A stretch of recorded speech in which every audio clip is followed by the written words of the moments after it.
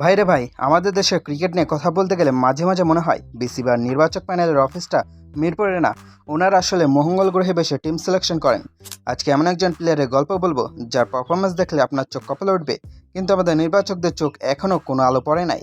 জি ভাই, আমি কথা বলছি আলিস আল ইসলামকে নিয়ে। এই মুহূর্তে বাংলাদেশ ক্রিকেটে সবচেয়ে আন্ডাররেটেড এবং অবহেলিত নামের তালিকা করলে এই ছেলেটা এক নম্বরে থাকবে। ডিপিএল 2026-এ মাত্র 10 ইনিংসে 24টা উইকেট নিয়ে সে হাইয়েস্ট উইকেট টেকার, কিন্তু মিডিয়াতে কোনো হাইপ নাই, পেপার পত্রিকায় বড় কোনো হেডলাইন নাই, আর বিসিবির কাছে তো কোনো খবরই নাই। নির্বাচকরা বোধহয় এখনও বিপিএলে পুরনো হাইলাইটস দেখে টিম বানাচ্ছেন। আজকে এই নির্বাচকদের অন্ধত্ব নিয়েই হবে কড়া ময়নাতদন্ত।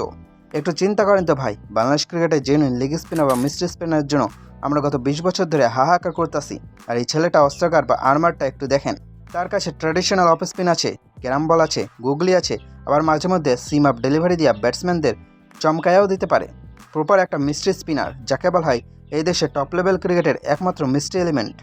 ডিপিএলে বড় বড় বাঘা বাঘা লোকাল ব্যাটসম্যানদের যেভাবে সে নাচালো, তা দেখে মনে হচ্ছিল যেন কোনো গালিফার লিলিফুটদের দেশে এসে বল করতেছে। 10 ম্যাচে 24 উইকেট, এটা কোনো মামুলি কথা না ভাই। কিন্তু দুঃখের বিষয় হইল, এই মিস্ট্রি স্পিনারের চেয়ে বড় মিস্ট্রি হইল আমার নির্বাচকদের চিন্তাভাবনা। তারা কোন অ্যাঙ্গেলে প্লেয়ার দেখেন, কোন ক্যালকুলেটর হিসাব করেন, সেটাই ক্রিকেট দুনিয়ার সবচেয়ে বড় রহস্য। আমি কোনো প্লেয়ারের বিপক্ষে না ভাই, সবাই আমাদের দেশের ছেলে। তানভীর ইসলামের কথাই ধরেন, সে ঘরোয়া ক্রিকেটে ভালো খেলছে, দিনের পর দিন তাকে সুযোগ দেওয়া হয়েছে, ন্যাশনাল টিমে আনা নেওয়া করা হয়েছে, ভালো কথা, পারফর্মাররা সুযোগ পাইতেই পারে। কিন্তু তানভীর যদি সুযোগ পায়, তবে আলিস আল্লাহ ইসলাম কেন তার ন্যাচারাল ফেয়ারটা শেয়ারটা পাবেন না? নাকি অ্যালিসের দোষ সে সোশ্যাল মিডিয়ায় বেশি টিকটক ভিডিও বানায় না? নাকি তার কোনো বড় গডফাদার নাই যে পেপারওয়ালাদের টাকা খাওয়ায় প্রতিদিন সকালে নিউজ করাবে? আসিতেছে বাংলার নতুন মুরালি ধরন। আমাদের নির্বাচকদের সমস্যা হইল, ওনারা একটা প্লেয়ারকে ততক্ষণ পর্যন্ত দেখেন না যতক্ষণ না ফেসবুকের পাবলিক ট্রল কইরা ওনাদের কান ঝালাপালা করে দেয়। ওনাদের স্ক্রিন টাইম তো আবার একটু বেশি।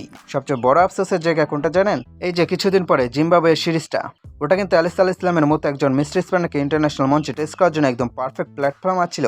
জিম্বাবুয়ের মতো টিমের বিপক্ষে ওরে দলে নিয়ে একটু বাজায় দেখা যেত ওই ইন্টারন্যাশনাল প্রেশারটা হ্যান্ডেল করা শিখতে পারবে কিনা, ওই ইন্টারন্যাশনাল প্রেশারটা হ্যান্ডেল করতে পারে কিনা সেটাই দেখা যেত।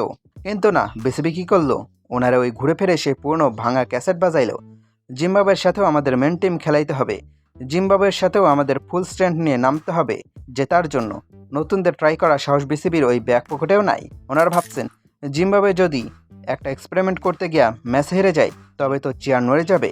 এই ভিরু মেন্টালিটি নিয়ে আর যাই হোক, আধুনিক ক্রিকেট খেলা সম্ভব না। আমাদের নির্বাচক প্যানেলের প্রতি বিনীত অনুরোধ, ভাইরে ভাই, চোখের সামনে যে হীরা জলজল করতেছে, ওটা দেখার জন্য অনবিংশ যন্ত্র লাগে না। একটু চশমা পরিষ্কার কইরা ডিপিএল স্কোর কার্ডের দিকে তাকান। 24টা উইকেট এমনি এমনি আসে নাই, আবার বিপিএলের উইকেটগুলোও ভাইসে আসে নাই। আলিস আল ইসলামকে যদি এখনই প্রপার গাইডলাইন আর সুযোগ না দেওয়া হয়, তবে এই মিস্ট্রি স্পিনারও দেশের বাকি 10টা প্রতিভার মতো ঘোড়া ক্রিকেট খেলেই বুড়ো হয়ে যাবে। আমরা চাই না আরেকটা ট্যালেন্ট অবহেলায় হারিয়ে যাক। তো ভাই ব্রাদার্স, আপনাদের কি মনে হয় আলিস আল ইসলাম কি সত্যি এই মুহূর্তের সবচেয়ে আন্ডাররেটেড প্লেয়ার? ওর কি খুব দ্রুতই জাতীয় দলে সুযোগ দেওয়া উচিত, নাকি বিসিবি যেমন ঘুমাচ্ছে তেমনই ঘুমাতে দেওয়া উচিত?